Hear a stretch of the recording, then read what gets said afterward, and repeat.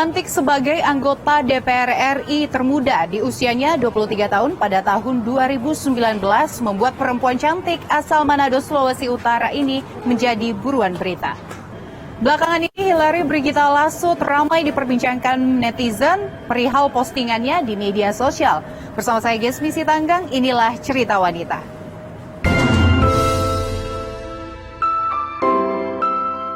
Hai Hillary, apa kabar?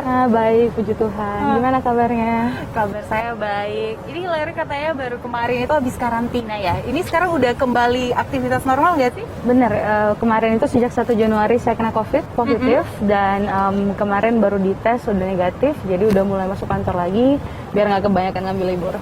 Bisa cerita nggak sih kemarin pengalamannya pada saat dinyatakan positif COVID-19 dan akhirnya harus memutuskan karantina karena memang seperti itu ya prosedurnya? Betul. Jadi kemarin itu kita nerima laporan masyarakat banyak kan. Ketika saya pulang ke dapil, reses, masyarakat banyak yang datang minta tolong ngelaporin kasus, ada kasus pembunuhan, kasus kekerasan gitu kan yang belum tertangani. Mungkin karena berlimpah banget kasus di kepolisian sekarang ya.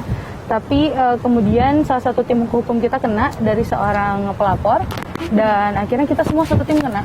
Jadi kita semua akhirnya karantina dan saya sempat sesek jujur aja karena vaksin pertama saya itu Sinovac, vaksin keduanya itu Pfizer.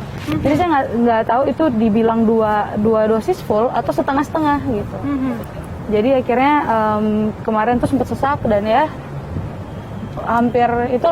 hampir ngerasa kirain bakal kenapa-napa dan sampai sekarang masih rada pemulihan juga, masih ada batuk sedikit, tapi puji Tuhan semua udah negatif setelah dites kemarin. Puji Tuhan sudah negatif akhirnya. Berarti masa-masa terberatnya sempat mengalami sesak. Sempat mengalami sesak, saya sampai taruh jidat di lantai kayak berdoa gitu, minta Tuhan saya mau napas yang bener dong kayak gitu.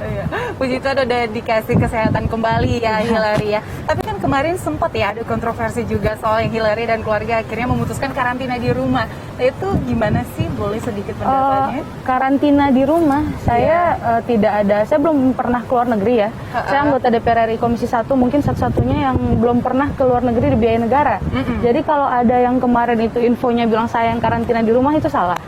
Saya tidak pernah keluar negeri, belum pernah keluar negeri dibiayai negara sampai hari ini sudah hampir 3 tahun menjabat. Karena kan kita lihat pandemi juga kan, dan mungkin saya rasa nggak perlu terlalu dipaksain saya pergi karena ada banyak kasus urgent kemarin gitu di Indonesia. Dan kalau yang dibilang kemarin itu Mbak Mulan, saya sempat viral karena saya ditanyain kira-kira pendapatnya gimana. Saya bilang saya sudah mencari dan berupaya untuk mencari aturan hukum mana yang dilanggar oleh Mbak Mulan. Karena kan sudah berjalan kurang lebih 2 tahun kan. Jadi saya lihat banyak anggota DPR RI semuanya selama ini karantina di rumah. Kenapa Mbak Mulan doang yang viral? Dan pada bilang oh itu pelanggaran dan lain sebagainya. Kalau sampai wakil menteri bikin statement kan waktu itu. Jadi saya bilangnya ya kalau gitu selama ini kemana aja? Selama ini kemana aja? Kok kayaknya lebih marah sama yang nggak pernah keluar negeri ya? Cuma kasih tahu aja dasar hukum yang nggak ada yang dilanggar. Terus pada heboh gitu loh. Jadi maksudnya kalau saya secara pribadi saya nggak ngerasa bersalah ya karena saya belum pernah keluar negeri di biaya negara. Jadi so far tidak ada masalah dengan hal itu dan sejauh ini tetap mengikuti peraturan yang berada. Ini Hillary kan salah satu anggota DPR yang termuda kalau kita bisa katakan. Bisa ceritain nggak sih background pendidikannya seperti apa? Saya S1, S2, S3 baik sarjana hukum itu dan LLM itu kayak S2 hukum ya, S2 hukum dan S3-nya juga hukum. Jadi mostly semua latar belakang pendidikan saya hukum, sehingga memang dari partai saya menempatkan saya di komisi-komisi yang berkaitan dengan hukum, keamanan dan pertahanan. Oke, semua mostly hukum. Itu memang dari cita-cita sendiri ingin hukum itu kenapa sih? Jadi jadi saya ini anak selain yang fakta yang menyebar di lapangan soal saya ini anggota DPR masih terlalu muda, 23 tahun, Cina lagi, darahnya Chinese, ya kan? Kristen pula, besar di perbatasan. Saya anak narapidana koruptor. Saya anak narapidana tindak pidana korupsi karena waktu itu bapak saya sudah diperingatkan untuk mundur dari pencalonan gubernur supaya tidak dikriminalisasi. Tapi kemudian kami menyimpan suratnya dan karena bapak saya bupati termuda di Indonesia waktu itu dan ibu saya bupati perempuan termuda di Indonesia juga. Jadi mungkin karena darahnya masih panas ya, kita gas terus aja karena masyarakat di belakang kita. Ternyata kekuatan masyarakat tidak cukup. Gitu. Jadi benar-benar ada power yang besar yang akhirnya membuat saya melihat bahwa hukum itu masih sering jadi senjata politik. Itulah kenapa sampai sekarang saya tipe yang sangat tidak setuju dengan hukuman mati buat koruptor. Karena jangan sampai nanti kita yang nggak korupsi malah dia yang duluan mati gara-gara hukum itu. Karena zaman sekarang kita belum melihat bahwa hukum itu 100% memberikan keadilan. Jadi itulah kenapa hal-hal seperti ini yang aneh-aneh kayak gini itu yang bikin saya dari awal mau masuk hukum, mau jadi anggota DPR gitu. Dari penjelasan Hillary, ini saya bisa mengatakan maaf. Dengan kata lain, kamu mengatakan hukum di Indonesia masih terbilang cacat.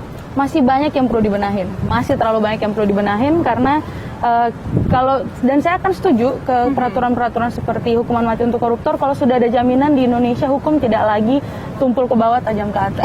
Tajam ke bawah tumpul ke atas. Kalau masih ada bukti di Indonesia hukum masih tumpang tindih ya, masih ada koruptor besar yang nggak ditahan cuma karena punya kekuatan besar begitu kan, dan ternyata yang kecil-kecil dijadiin tukar kepala. Itu saya masih gimana ya, saya masih akan bilang saya nggak setuju dengan hukuman mati buat koruptor. Tapi syukurlah sekarang KPK di Republik Indonesia ini mampu menunjukkan bahwa terlepas dari berbagai macam isu-isu soal KPK, toh sekarang KPK sangat-sangat kuat dan sangat dihormati oleh masyarakat. Oke, baik. Hillary sekarang kan sudah masuk di parlemen menjadi anggota DPR. Tadi juga sempat menjelaskan dasar kenapa akhirnya mostly pendidikannya juga hukum dan merupakan mantan dari salah satu narapidana orang tuanya seperti itu. Tapi sejauh ini kamu sudah ada melakukan sesuatu nggak untuk hal itu? Jadi memang dari sejak awal saya menginjakkan kaki saya di DPR RI, saya berupaya untuk menjadi trendsetter. Jadi saya berkomitmen dulu Jak TV dari sejak awal ya, mengajak saya interview, itu saya sering sampaikan janji saya ingin merubah citra DPR. Dan memang itu membuat saya mempunyai banyak bukan banyak musuh sih, tapi baik yang tidak suka sama saya di DPR. Memang dari awal saya masuk itu saya mau menunjukkan bahwa walaupun saya anak mantan napi koruptor, tetapi bukan berarti saya sebenarnya diajarkan untuk datang mencari keuntungan. Jadi memang dari awal itu saya selalu berupaya, karena bapak saya dulu meminta tolong ke anggota DPR RI, tapi dulu ya, itu dulu ya, ini dulu sekali. Itu malah diminta bayar, diminta duit bayar ya sama anggota DPR tersebut, sehingga kemudian kita nggak bisa lah, nggak mampu. Boleh tahu itu sebesar apa sih minta bayarannya? Ya nggak bunyi ratusan juta lah, nggak bunyi ratusan juta di atasnya, sehingga kemudian dari situ saya lihat bahwa ketika saya menginjakan kaki di DPR, saya bisa bantu masyarakat ternyata gratis. Saya nggak perlu minta bayar apa-apa. Jadi akhirnya semua masyarakat Sulut sekarang tahu kemana mereka harus memberikan aspirasi. Karena ada anggota DPR RI yang bisa kasih bantuan atau bisa mengawal kasus mereka itu dengan gratis. Oke, sebenarnya pada saat kamu sudah mendudukin ini ternyata semuanya gratis, tidak seperti yang dulu. Tidak seperti yang begitu. Oke. Dan memang kalau sekarang itu menjadi upaya dan saya memberi bukti ke masyarakat, walaupun biar saya anak narapidana koruptor, tetapi saya tidak korupsi.